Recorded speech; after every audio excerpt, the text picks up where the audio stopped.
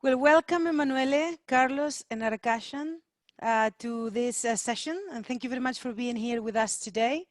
So we are in the Concentrated Solar for Power and Heat World Bank event, and we are actually today in a parallel session that is the CSP seminar, and we continue today. These are technical sessions, and we're going to talk now about getting a return on energy storage investments. And just to summarize what we've done up until now, we've seen a presentation from Michael Taylor, also from Irena, so one of your colleagues, about what's driving cost reductions of CSP, and we've seen that quite a lot of detail.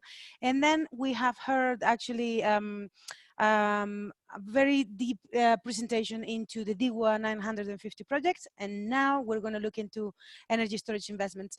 So what I'd like to ask you guys to invite you to is, I know Emanuele is the first one to be speaking. So Emanuele, if you want to prepare your screen, I will tell you what you need to do. Oh, perfect. Just to make sure that you guys have the document open before you press share screen, because otherwise we get some pixelation. So I am happy for you guys to, once Emanuele is done, to to pass it on to the next, because that's probably going to make it more flow better. And I just wanted to remind our participants that the Q&A box is for you to send for the questions thereafter. Okay, so Emanuele, without further ado, if you want to start this presentation.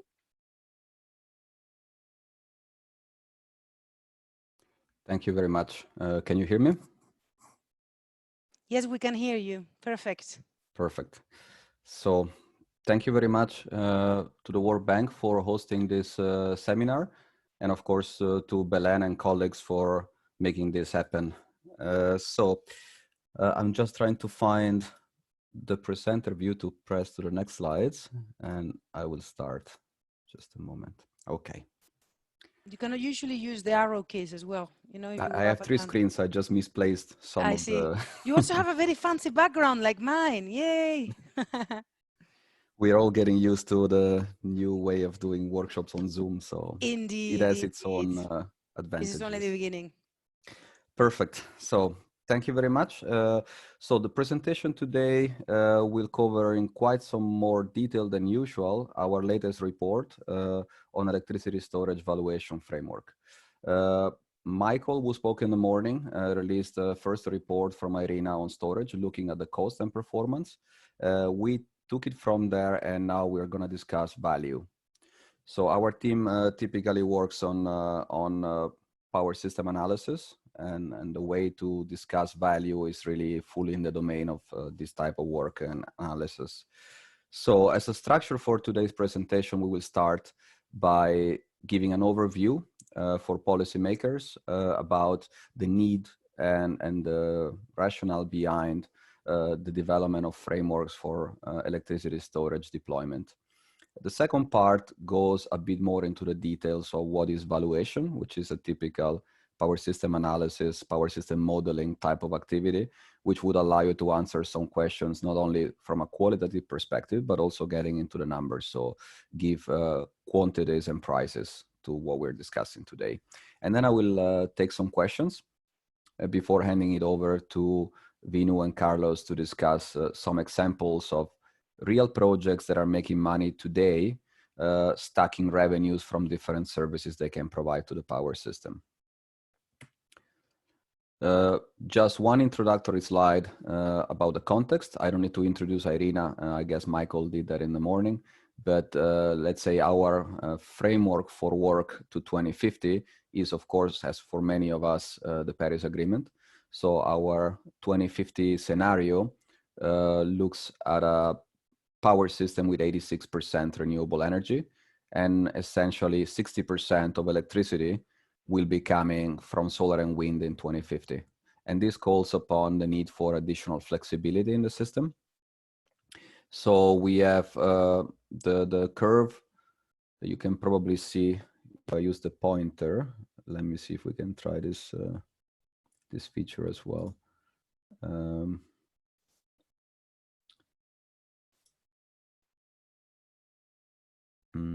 I don't find the pointer, but probably you can follow me anyway. Spotlight, here it is. So you see the red point, so that should help is the equivalent of the laser pointer. So the first curve here is how flexibility has been deployed to date in power systems. So essentially you have fuels and water into hydropower reservoirs that can be dispatched to follow the load. How this is changing? Well, 60% of the supply, and at times this means probably 100% of the supply, will be coming from variable resources like solar and wind. We are discussing CSP, and of course CSP with storage is able to deliver flexibility services from the supply side, but also CSP is deployed in combination with solar PV. So the need for flexibility moving towards grids, storage, and distributed resources is going to be there. For the foreseeable future will keep increasing. And this is the space where we see storage having an important role. Storage between supply and the grid, so somehow supply side storage, but also storage in the grid and storage, of course, at the demand side.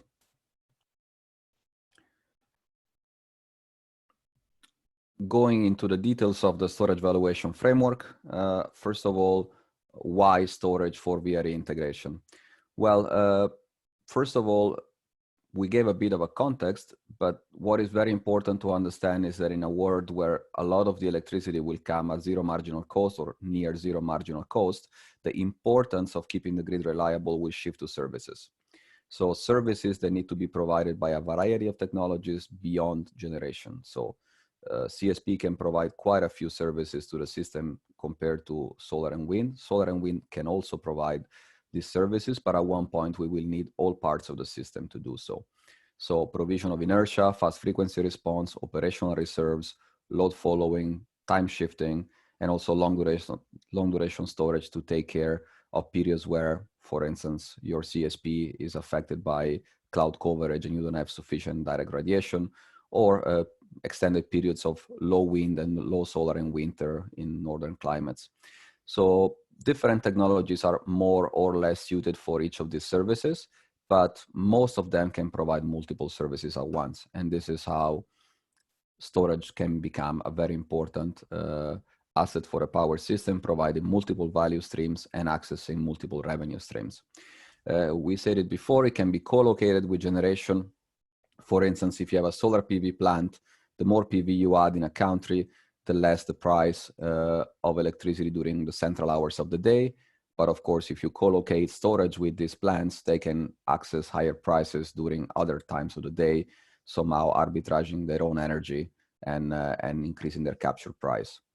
And one part that is quite important at the moment is really to look at storage as a provider of services to the power system. So the off-taker would be the TSO in most countries. And so how storage can help in providing all the services that we discussed above here that are defined in terms of quantities and characteristics like activation time and duration, typically by the TSO, but can be procured in a technology neutral way beyond supply.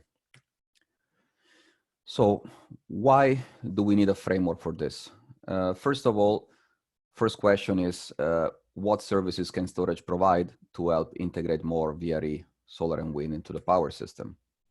Second, which technologies can provide these services? Like in the case of CSP, a lot of that is thermal storage, but it's already on the side of generation. So it is somehow deferring electricity output. So it is somehow also electricity storage in a certain way. But also very important not to push storage for the sake of storage, but to understand where storage has a competitive advantage compared to other flexibility sources. So to look at the system as a whole and see how much storage do we need and where storage can be more competitive than, say, electric vehicles, demand side flexibility, faster ramping thermal power plants, and so on. And finally, and that's where you really need power system modeling tools, what is the optimal deployment, the pathway as the system evolves, but also the quantities that we are planning to procure to provide different services.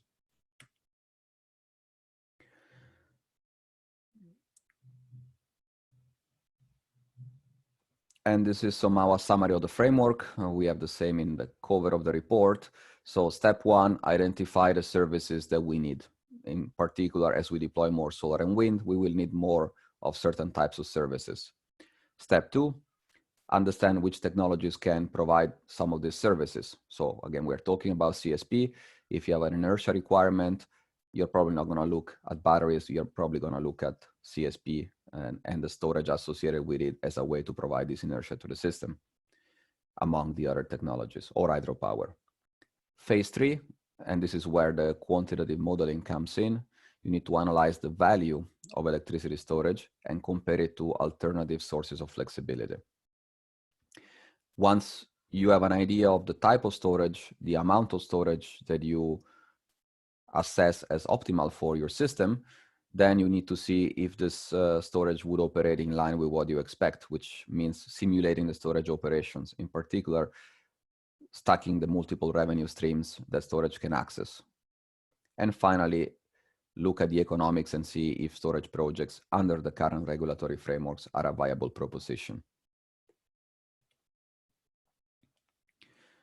So summarizing the part for policymakers before moving into the more detailed analysis part. So recommendations on storage really depend on who are we talking to. So if we're talking about what to recommend to developers, is really to look at the existing business models and the regulatory frameworks and enter into a conversation with regulators and utilities or TSOs that would procure services from storage or would adjust the framework for storage to be deployed and showcase what storage can deliver. We will see some of these examples in the part that Vino and Carlos will present. Vertically integrated utilities is typically the easier case where you assess the value and you just deploy what is the optimal amount by yourself.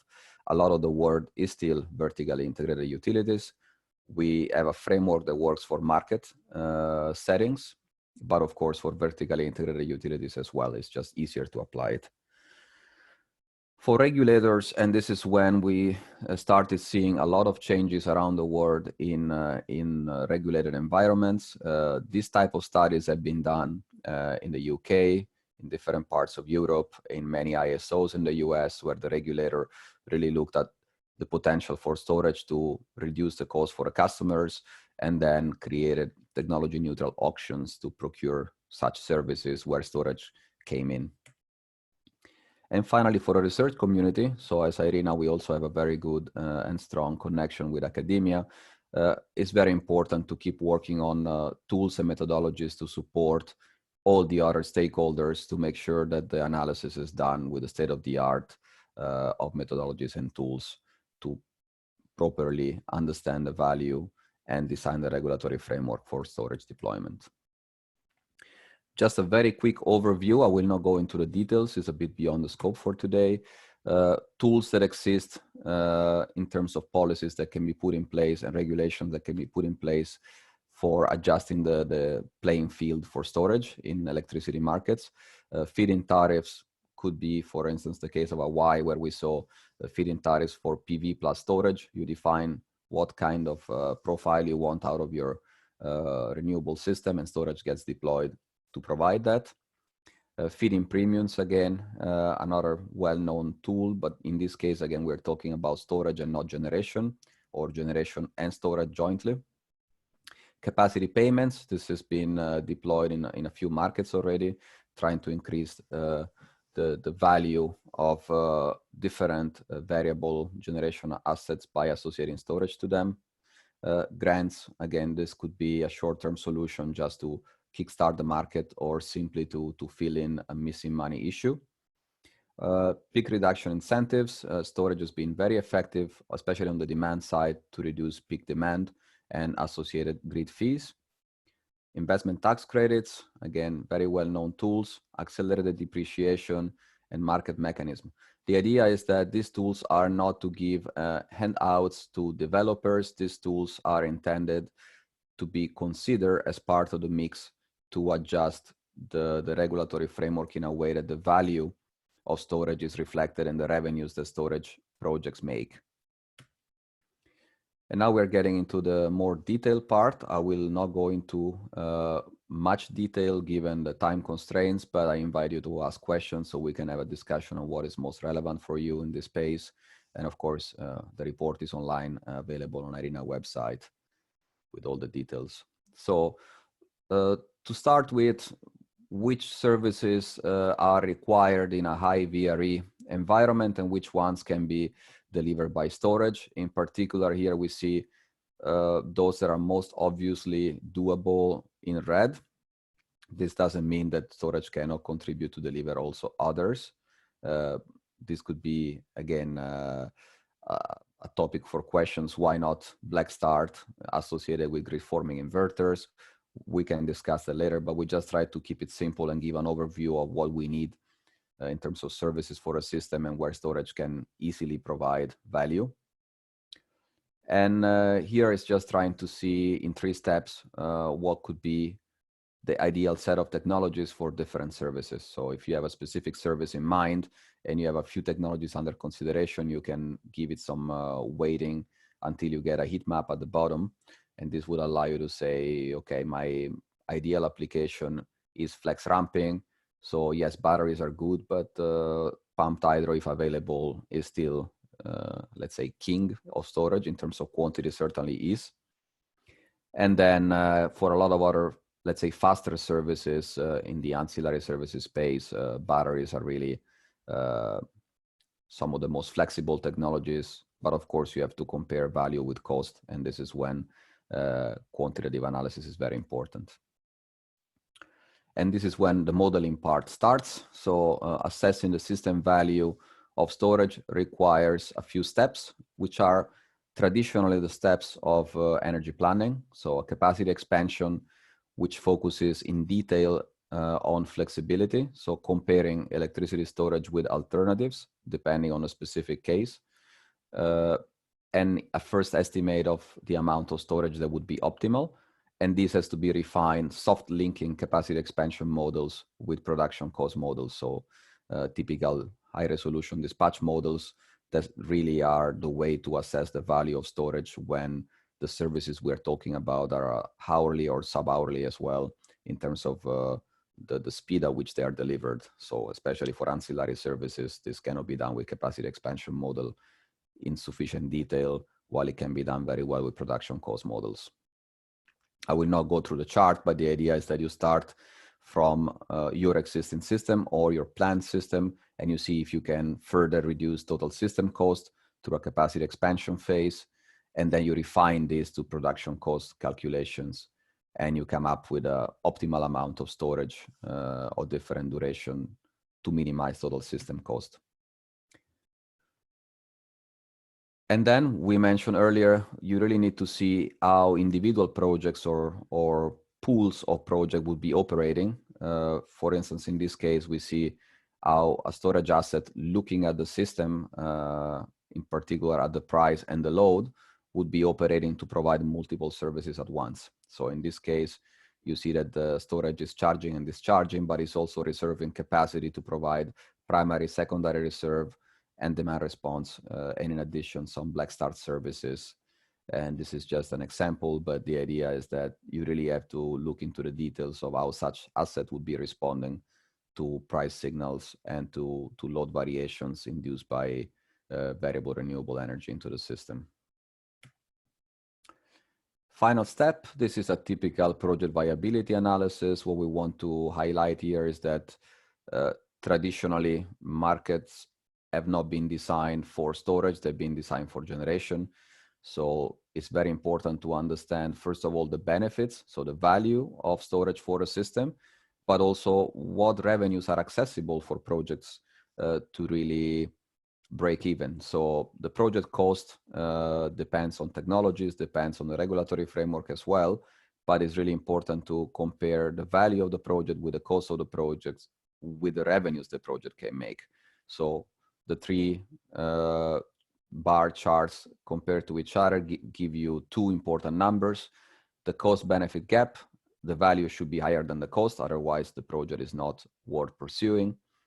But also the project cost should be lower than the revenues the project can access, with the additional, of course, accounting for the right rate of return for such projects. Otherwise, nobody will be investing in such valuable yet not viable projects. So this I already talked through it. I think we are exactly at the 20 minutes mark. So I'm happy to take any questions until now or at the end of the presentation before handing it over to Vinu to start with the example of projects. Manuele, there is 2 questions. I don't know if you want to take those. Can you see in Sure. the Q&A box? There's one from Jonathan that says, it's at the bottom. It says, why does the slide, the role of electricity storage for variable renewable energy integration, not include green hydrogen and molten salts?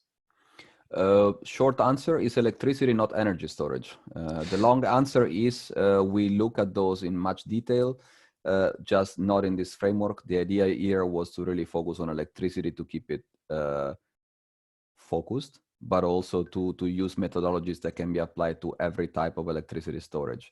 At the moment, what we're doing in our analysis is to take into account electric vehicles, hydrogen, molten salts, or thermal storage in general, as a very important source of flexibility, but without going into the same type of analysis you would do with electricity storage.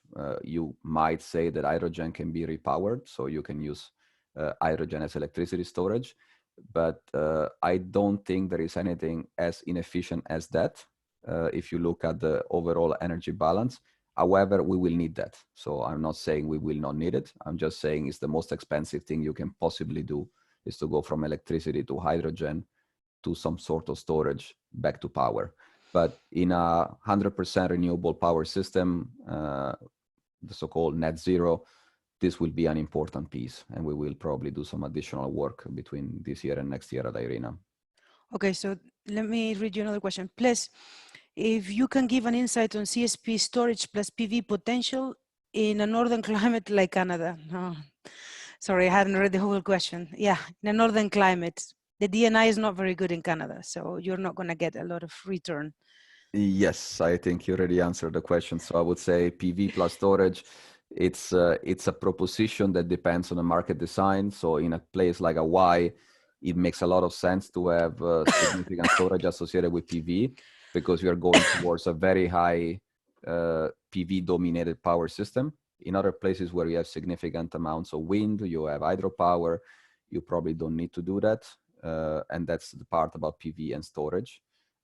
We typically prefer to look at storage for the system because it's from the customer perspective and the regulator's perspective is the least cost option.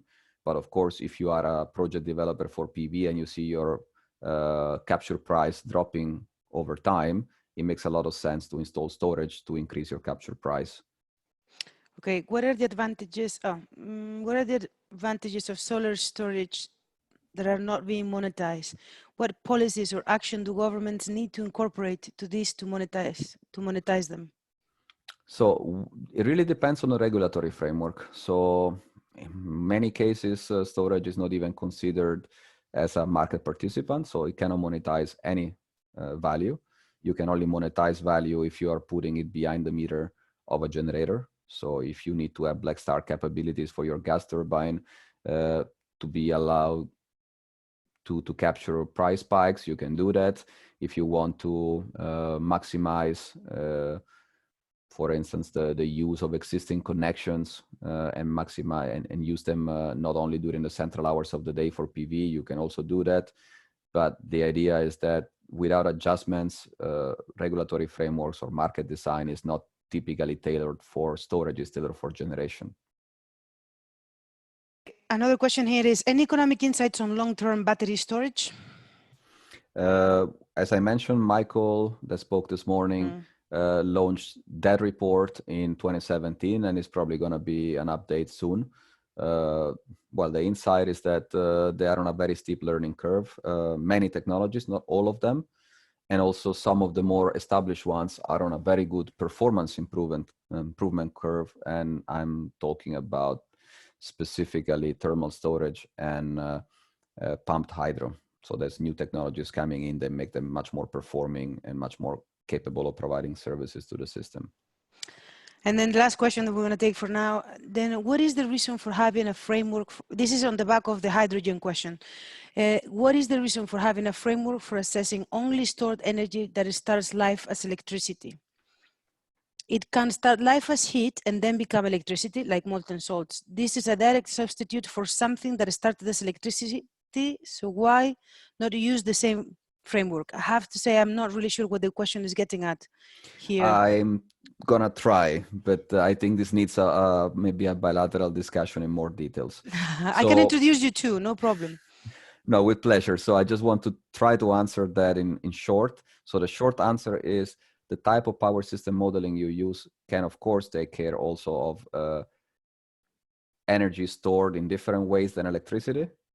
However, the framework that we developed is designed for electricity for a reason, because what we're trying to do is to help electricity markets to be moving towards a more level playing field for all flexibility options. And one area where this was particularly missing was storage. I'm not saying that demand response frameworks are there, all the contrary. And of course, you could expand it to be energy storage. This is what we did initially. And then we realized that you need to do a lot of exceptions. So this is a very focused framework for electricity storage. But of course, the overall idea is that flexibility should be harnessed in all the parts of the system. And of course, molten salts behind a CSP generator can do a very similar job to what batteries are doing behind the meter of a PV generator. So the point is well taken. It's really into the details of the modeling that we're doing here. Okay, you may go ahead. We have a question, but we can take it later maybe. And Carlos, thank you very much for sharing that report so that everyone can click on it and go into it straight away. Thank you, Belen. Thank you, Emanuele. And good afternoon, everyone. So the last part of the electricity storage valuation framework covers the 8 use cases of electricity storage and how storage deployment has been triggered through an increase in variable renewable energy, and how challenges have been transformed into business cases. So the first use case for the that we analyzed was the operating reserves. Now, in order to have a stable and reliable electricity supply, generation must always equal demand at all times. And when there's a mismatch between the two, this can result in a change in the grid frequency. So for example, if the generation is higher than the demand, the grid frequency will increase. However, generation is shorter than the demand, then the grid frequency will decrease. And operating reserves can be defined as additional capacity above the needed capacity to meet the actual demand, and which is made available either online or on standby, and to assist in case of any load increase or generation decrease. And there's different types of operating reserves depending on the nomenclature and depending on the power system. So the figure that you see below is a summary of the operating reserves in the European nomenclature. And electricity storage is an ideal resource to provide operating reserves, first of all, because of its idle costs, and also because of its fast response. However, one downside is the high investment costs, and therefore innovative products are needed to trigger the deployment of storage, and also so that it can be used more efficiently and that its revenues can be increased. And therefore, this is exactly what has been done by the UK's National Grid, that has developed the enhanced frequency response. This is a service that was developed especially for electricity storage, and it can provide a frequency response in less than 1 second. And in August 2015, the National Grid launched an auction to provide EFR in the UK. And between the various bids, 2 projects were awarded to an investment firm called Low Carbon. And one project was for 40 megawatts, and the other, Clitor, was for 10 megawatts. And the annual production for both of these is 28 megawatts hour for Glastonbury and 7 megawatt hour for Clitor. And together, combined, the 2 of these projects are currently providing a quarter of the total EFR capacity in the UK, and they're also therefore helping in stabilizing the grid frequency. So the next case study is VRE smoothing. Now, variable renewable energy is characterized by variability and uncertainty. So for example, when it comes to solar PV, The power fluctuations depend on clouds, and when it comes to wind, they depend on wind speed. So for example, if we have a solar panel that is producing at its maximum capacity during a sunny day, and suddenly a cloud appears, then the output of the panel will suddenly drop. However, as soon as the cloud has passed by, the output will go back up. But these power fluctuations, they can have serious impact, and they can be a challenge for system operators, and therefore a solution is needed to somehow smoothen this variability of solar and wind. And that solution is electricity storage, because when coupled with VRE resources, it can smoothen the fluctuations. It can also avoid any frequency and voltage fluctuations, and then also avoid curtailment and improve the system reliability. And one clear example of a real life scenario of a project that is currently providing VRE smoothing is of the French island of La Réunion, where Accor Energy installed a 9 megawatt-hour battery system together with a 9 megawatt solar PV plant, and in order to provide VRE smoothing. And as you can see from the bottom graph on the right, this shows how the battery is actually smoothing the PV profile, and how, thanks to storage, the solar PV ramp is actually controlled.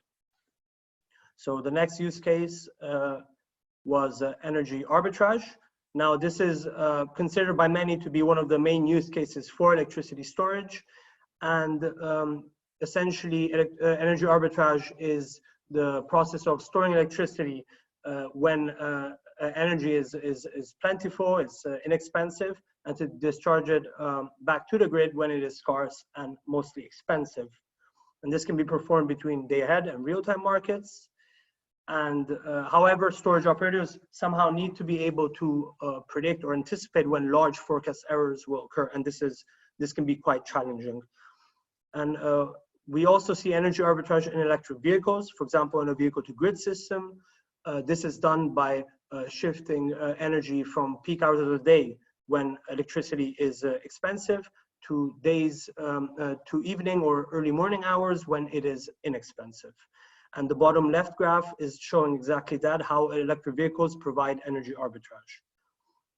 One clear example of a real life project that is currently providing energy arbitrage is the Hornsdale Power Reserve system that was deployed by Tesla in South Australia in 2017.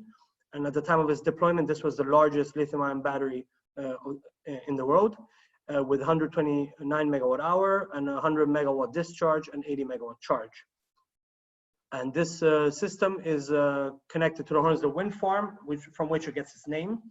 And since its deployment, it has been providing not only energy arbitrage, but also a number of other services, such as regulation and contingency frequency control ancillary services. And the bottom right graph is showing exactly how the Hornsdale Power Reserve is making money and how it is performing energy arbitrage. So the next use case shows how electricity storage is used in an off-grid context and how it enables high shares of VRE. So one of the SDGs, Sustainable Development Goals of the United Nations, mainly SDG 7, has the target of ensuring clean, reliable, sustainable, and affordable energy for all by 2030. And this is quite a challenging target. However, with cost reductions in PV technologies and in electricity storage, there's been a lot of improvements in the past years. There's been more mini grids being deployed in off-grid contexts, especially in remote areas where the grid is not available. So the ideal solution is to deploy mini grids to provide the people that live in these remote areas with clean, reliable electricity. However, without electricity storage, mini grids can only supply a certain amount of share of renewable energy, but when they're coupled together with storage, then the mini grids can provide up to 100% of renewable energy share. And this is seen actually from the graph below, which was done internally by using our IRENA costings team's latest data. And this was done for two types of lithium-ion storage batteries, NCA, which is nickel, cobalt, aluminium, and for nickel, manganese, cobalt, NMC. And it shows how with the cost reductions in electricity storage and cost reductions in PV technologies, by 2030, the share of renewable energy in mini-grids can increase up to almost 100%. So we're seeing a really big change between the year 2017 and year 2030. And we also see how this also has a significant impact on the COE, which also reduces. So therefore, electricity storage can definitely help when coupled with mini-grids in decreasing the share, decreasing the consumption of diesel, and also increasing the share at the same time of renewable energy generated by mini-grids. And some real-life scenarios of examples that are using storage in an off-grid context to enable high shares of VRE are from the island of Tao in American Samoa, where a 1.4 megawatt PV mini-grid has been installed with a 6 megawatt hour lithium battery. In Palawan in the Philippines, here we have a hybrid mini-grid with a diesel generator. This was the largest in Southeast Asia at the time of its deployment. And then there's another in Graciosa, Portugal, which has a combination of wind together with solar PV. So we're seeing three different types of systems. One where it's a hybrid with a diesel genset, another where we only have PV with electricity storage, and the last one, which is with two types of technologies like PV and wind combined with storage. So we see how electricity storage is actually being used to reduce diesel consumption and to increase the share of renewable energy in an off-grid context. So I'll leave now the floor to my colleague Carlos for the remaining use cases. Okay, so thanks a lot, Vino, and also thank you to Belén and to the World Bank for the invitation to this online webinar. I'm going to now explain the rest of the case studies, which are other 4 case studies. But before starting, Vino has already mentioned this, but I would like just to clarify that these 8 case studies are not the only 8 case studies that electricity storage can use, and also we are not meaning that electricity storage is installed only to provide this specific service, but what we want to highlight is that electricity storage can really be profitable if it provides different services of the ones we propose here. So to continue now, I will explain the use case number 5, which is flexible ramping. Here the challenge is that when we have a lot of solar PV penetration, or in this case it can be also CSP penetration, but CSP without thermal storage,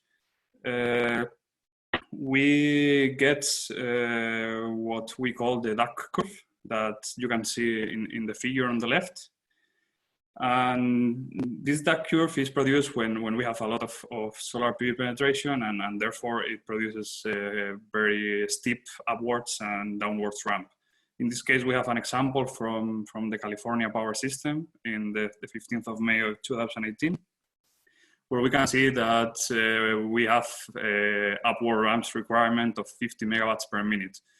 So we can see that when solar penetration is very high, it can be challenging in terms of ramps to keep operating the power system. And in order to address this, some system operators in the US, for example, the California Independent System Operator, have created a new ancillary service called the flexible ramping product that remunerates flexible assets such as electricity storage to provide this kind of ramping capabilities to the system.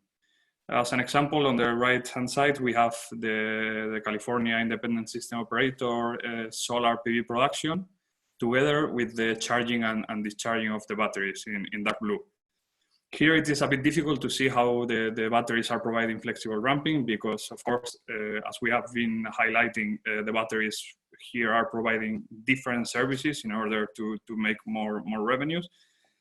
But we can see it a bit at when the solar PV starts to generate. We can see that the batteries in the system are starting to charge in order to cope with this steep upward ramping requirements.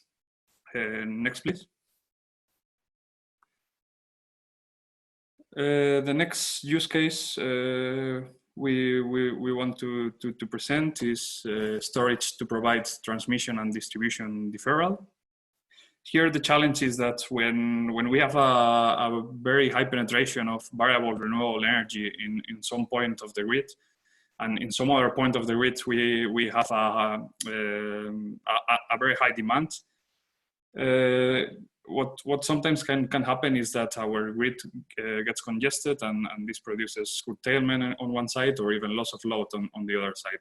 And in this case, there's a very typical example, which is Germany. Germany has all the wind resources on the north of the country, while the load resources are mostly in the south of the country. And because the transmission between north and south is cannot handle all this wind penetration, they need to sometimes to curtail the resource. In this case, there are different solutions besides electricity storage, which is what we will talk about. But the most straightforward solution is to invest just in transmission. However, this is environmentally challenging and also it's quite expensive and it takes a lot of years to build a new transmission line. Another option is dynamic line rating, and then we have electricity storage. And as examples, in Italy, for example, they install sodium sulfur batteries for transmission investment deferral. Or another example is in France, the utility RTE is considering to place 3 battery systems in different sites of the network in order to absorb this VRE generation. Next, please. The second to last use case today is how storage can reduce peaking plant capital savings. In this case, the main challenge is for a system to ensure generation adequacy when the share of VRE penetration is high. As you might know, VRE penetration firm's capacity is not close to 100%, and it's also challenging to calculate. The solution we have here are, on one side, we have the energy-only markets, which is basically to affirm that the market price signals will be enough to ensure generation adequacy. And then we have security supply mechanisms, which in the case of electricity storage are maybe the best option, since they imply a predictable revenue stream. And just to explain a bit, security of supply mechanisms are basically mechanisms to pay for technologies just to have capacity available for the power system. And one example is in the United Kingdom. In the previous years, when they had these capacity markets, they have allowed to storage and other flexibility options to participate, and we have seen how electricity storage was entering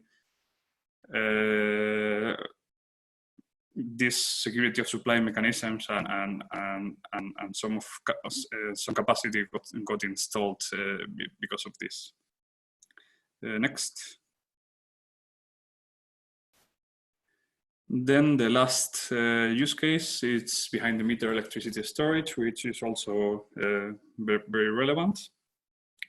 Here the challenge is that consumers might want to have their own consumption of electricity, for which they might install some VRE resources such as solar and wind. However, as we know, if we install sun, the sun only shines during the day and not during the night, unless it's a CSP plant with thermal storage, of course. But basically, what we can do in this case is install electricity storage coupled with solar PV. So that's the electricity that generated during the day can be used also during the night. This reduces demand charges and the price of electricity paid by the customer, and it provides flexibility also to the power system by providing ancillary services or energy arbitrage. And just to quickly put an example, like we have seen worldwide that many countries around the world have been installing, the consumers have been installing behind the meter batteries, for example, at home, and in the graph bottom right, we can see the increase of household batteries in Germany from 2013 to 2018. That went from almost 0 to 100,000 kilowatts. So we have seen how behind the meter storage has become more and more relevant throughout the past years. Next. So just to conclude the presentation and to give an overview of everything we have been talking about in this presentation, we have seen how electricity storage can support VR integration, and its large-scale deployment can provide considerable benefits to the power system. We have seen, however, that electricity storage deployment will happen only if the missing money gap between the project monetizable revenues and the system benefits is addressed. Bridging this missing money issue will require regulatory restructuring and policy support. So policymakers need to react to this. And we've seen that IRENA has developed this electricity storage valuation framework that consider a set of topics in order to better value electricity storage in the power system. So in this framework, we consider the technical suitability of electricity storage for specific system services. We consider a techno-economic comparison of electricity storage against other options that might also provide flexibility. And we estimate what are the monetizable and the non-monetizable benefits of electricity storage, and we compare it with electricity storage costs in order to see whether the project studied is profitable or not. We have also presented in this presentation 8 different use cases of electricity storage with real-life examples from projects that are already operating in power systems worldwide, and also from countries or system operators that are adapting to these changes in the power system and are creating signals or incentives for electricity storage to be deployed in the power system. However, we still think there's a lot to do by regulators and by policymakers, and we hope to see more developments in the coming years. So with this, we conclude this presentation, and we are happy now to take the last round of questions. Thank you. Excellent. Thank you very much, Carlos. Thank you very much, Akashan as well, and Manuel, of course. Let's see. There is a few questions open here for you guys. So I'm just going to go. Okay, this one says, question for Akashan. Which is having better response for grid stability on real-time basis, demand-side storage management or supply-side storage management? This is Emanuele. Let me volunteer to take this one. So it really depends what you mean by stability. Are you talking about rotor angle stability, frequency stability, voltage stability? So it's a bit more complex than we can answer in one word. In short, to ensure stability, the system operator defines services. Different types of storage can provide different types of services. So one very simple example, we're talking about CSP today. So CSP storage allows somehow to have generation that is essentially inertia, physical inertia put into the system that slows down the rate of change of frequency that contributes to keep the system more stable. On the other hand, if you have a very light system with very few inertia providing synchronous generators, batteries are very quick, especially if specified to be very quick, so with the right power electronics, in picking up the frequency. We showed in our charts that we have fast frequency response as a new type of service, because batteries are able to respond in hundreds of milliseconds instead of seconds as other sources, and that allows to stop the decline of the frequency more rapidly. And this is only about frequency, then we can get into voltage, but I don't know if this answers. The idea is that you have many options for storage, you have many different services, you have to match the best type of technologies to provide these services, and typically this is done with technology neutral auctions. So you procure the services and see what is offered. Okay. Are the COEs provided calculated based on investment costs for lithium-ion batteries from Irena's report to 2017? Additionally, for mini-grid applications, do you see that lithium-ion batteries offering usually up to 4 hours of storage at nominal power is a suitable storage technology? It's a question from Anna, is the one at the top now. I can start and maybe Vino can complement. So this cost of energy is not levelized cost of storage, is levelized cost of electricity, which means is the combination of PV and storage in these systems. So the idea behind that chart, I can put it back so that it's on screen while we talk about it. The idea behind this chart is that as the cost of storage technologies decreases, the least cost mini grid is a mostly renewable mini grid. So when we say hybrid, we say diesel, PV, and battery storage. So if the batteries get cheaper, and this answers somehow also the second part of the question, you can deploy more batteries, and that allows the minimum cost mini grid to include more storage that allows more PV, and ultimately it reduces diesel from, let's say, some of the cases we see with today's prices, 2017 prices actually, where you have a 50%, 40% optimal share of PV. In all cases, to go well above 90% as optimal share of PV. It really depends on the load profile, the location, and so on. But the point is, as the storage gets cheaper, this facilitates more solar into mini grids. And so the 4 hours you're asking in the question in 2017 was already a little bit beyond the optimal amount, a bit costly.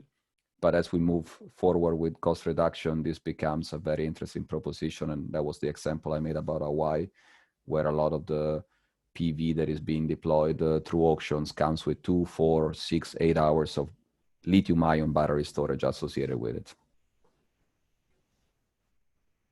Thank you very much. Okay, next one. Looking at remote areas in the foreseeable future, apart from lithium-ion batteries, do you see other storage systems playing a role? For example, thermal energy storage? The short answer is yes. The long answer is if you have heat demand, then you might have heat storage. If you have electricity demand to go from electricity to heat back to electricity, it's unlikely for small scale remote areas. What we've been seeing in some situation is to keep a little bit of hydrogen produced on site, again, for the same adequacy question we had at the beginning from Jonathan. So to really have some fuel on site that can be used if the sun is not shining for a long period of time, you have some bad weather coming in, that allows you to ensure that you have adequacy. And I think from here is a good segue to one of the next questions about shortages in energy. Go for it, go for it. No, by all means. It's the question from Reem. So I initially answered offline, but I see the follow-up question, which is really connected to this. So the supply-demand gap is of 3 types. It's a stability gap. So essentially, if all of a sudden one generator goes offline and I don't have reserves, the system goes offline. So either you shed the load, as you're saying in the question, or you lose the system because the frequency deviates too much and everything disconnects. There is the operational imbalance, which is typically covered with reserves, so balancing demand and supply in seconds, minutes, hours. And then there is the adequacy part of it. So the short answer is, if you have an adequacy, so a shortage of generation, storage doesn't help you. Storage is a net consumer of electricity. So given it's not 100% efficient, you need additional generation to feed the losses of the storage. If you have in operational conditions some shortages, which means you produce in your system 1 terawatt hours per year, and you can produce even more, and your demand is 1 terawatt hour, but in some parts of the year, your peak demand exceeds your capacity to provide that electricity in that hour of the year, then storage can help. And the case that Carlos shown is exactly that. So the peak shaving, case 7, reduce peak in plant capital savings. So instead of investing in a gas turbine to operate a few hours a year, you use storage so that you can store the energy when the demand is lower and reduce the peak in the system. But if you have more demand than your generators at full capacity can provide, then storage doesn't really help you. Quite the contrary, you really need to invest in generation. Jonathan really likes you, so he sent you a few more questions about Irene and green hydrogen. Are you going to do a study on green hydrogen and green gases from renewable energy?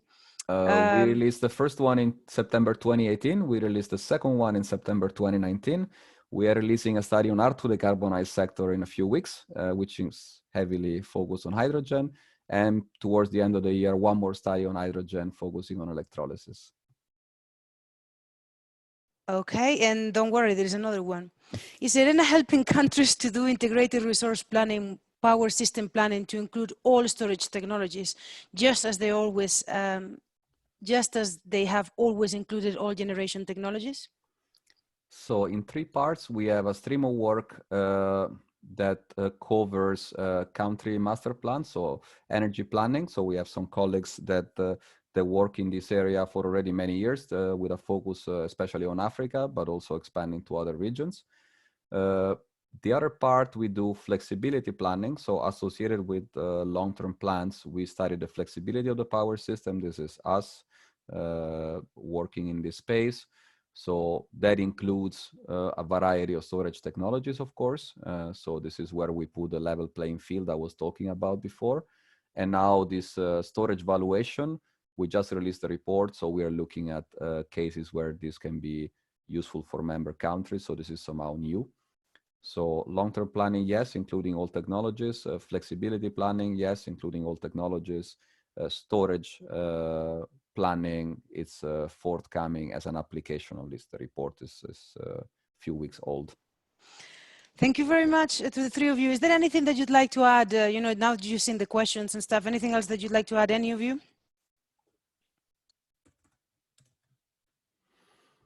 Okay, excellent. Well, thank you very much, Carlos, Emanuele, and Arkashan for participating. And we're just gonna very quickly go to the next session. But before that, actually, please, Emanuele, can you stop sharing that screen? And I'd like just to send a few polls to the people in the audience. Manuela, yeah, I was just wondering if you can send the polls out. And you guys, I'm going to take you to attendees now.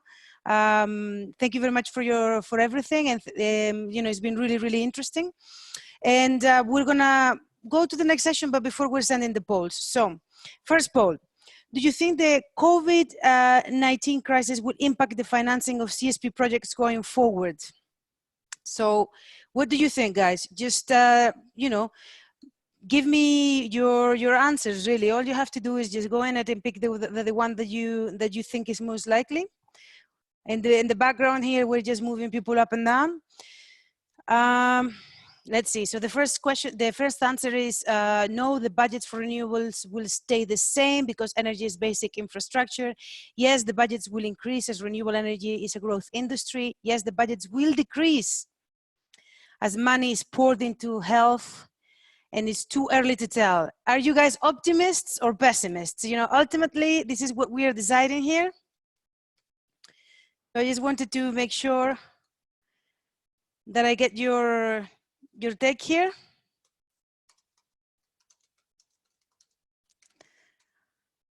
All right, just come on. I'm going to count down. 3, 2, 1, and go. Okay, Manuel, can you show us the result, please? Yeah, you say that. Can you show us the result, please, Manuel? You guys are pessimists. You say that the budgets will decrease as money is poured into health. You know, I think money is definitely going to be poured into health, hopefully from the defense budgets, though. But I am an optimist myself. But you obviously are looking at things slightly different. Obviously, not everyone voted here. So, but it's still interesting. Okay, we have another poll. Let me ask another poll. Let me just get you all to wake up. Just one more. Let me see. Right. I'm just looking through the questions and see. Right. What is your opinion? And right after this, don't worry because we'll go into the next session. But I just want to make sure I give you an answer. I give you a chance to answer this. What do you think will be the largest vector of growth for CSP in the future? So you have several options here. Providing nighttime renewable electricity is one of them. Baseload electricity generation, so we're going to be doing it like 24/7 with our projects. Hybridizing projects for baseload projects, so that is PV and CSP, wind and CSP, you know, just make sure that we have baseload energy, should say energy there. Is it a question of using CSP for pickers, grid services and backup generation? So anything that has got to do with grid services, you know, slightly more expensive energy, but less hours of use as well. Or finally, the last question is the easy question, to be honest, the easy answer rather, a mix of services, including energy security. Right, I'm going to give you guys 3 more seconds. And that is 3, 2, 1. Come on, just one. Okay, I'm closing it now. Here you go.